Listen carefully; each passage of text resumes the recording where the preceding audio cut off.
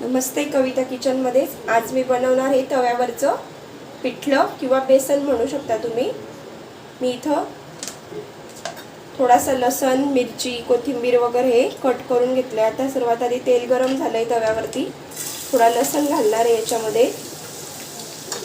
यानंतर थोडं जिरं टाकायचंय, थोडी मोहरी टाकायची आहे आणि मी इथं 1 कप भर बेसन घेऊन याच्यामध्ये मीठ आणि हळद घातलेली आणि हे मिक्स करून घेतलेलं आहे। थोडंसं 1 कप भर पाणी घालून त्याच्यामध्ये हे पातळ असं हे बेसनाचं हे करून घेतलेलं आहे। यामध्ये मिरची घालायची आहे,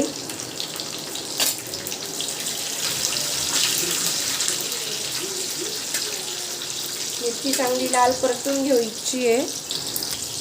आपली मिरची तळून झाली। यामध्ये मी आता कांदा घालते, बारीक चिरलेला कांदा सुद्धा छान परतून घ्यायचा आहे।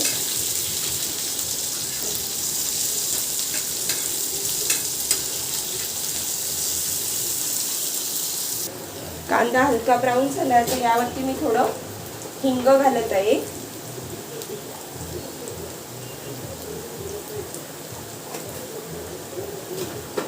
आणि थोडं मीठ घालत आहे, कारण मी बेसन पिठामध्ये पण थोडं मीठ टाकलेले म्हणून याच्यावरती थोडंच मीठ टाकायचं आहे। आता हे कांदा चांगला ब्राऊन होईपर्यंत परतून घ्यायचं आहे।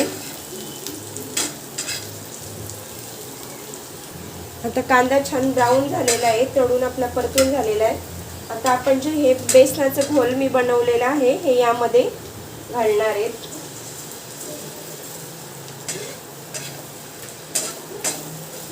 अशा प्रकारे हे मिक्स करून घ्यायचं आहे आणि यामध्ये थोडी हिरवीगार अशी कोथिंबीर घालायची।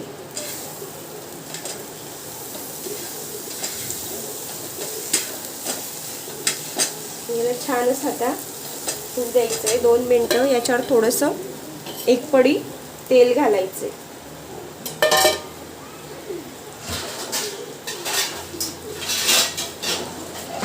यावर झाकण ठेवून याला मीडियम गॅसवरती 2 मिनिटं होऊ द्यायचं। आपण एकदा चेक करू आता कसं झालंय। याला एकदा पलटी करायचंय आपल्याला।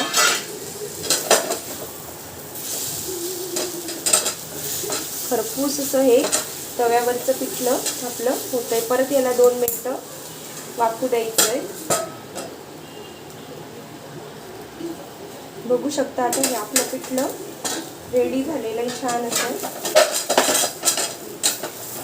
हे बघा किती छान असं खरपूस असं हे तव्यावरचं पिठलं आपलं रेडी झालेलं आहे।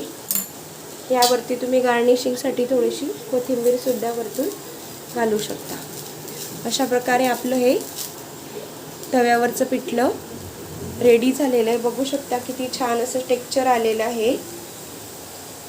रेसिपी आवडली असेल तर लाईक करा आणि सबस्क्राईब करा आणि ही रेसिपी तुम्ही सुद्धा ट्राय करून बघा। झटपट अशी लगेच होणारी ही साधी आणि सोपी रेसिपी आहे।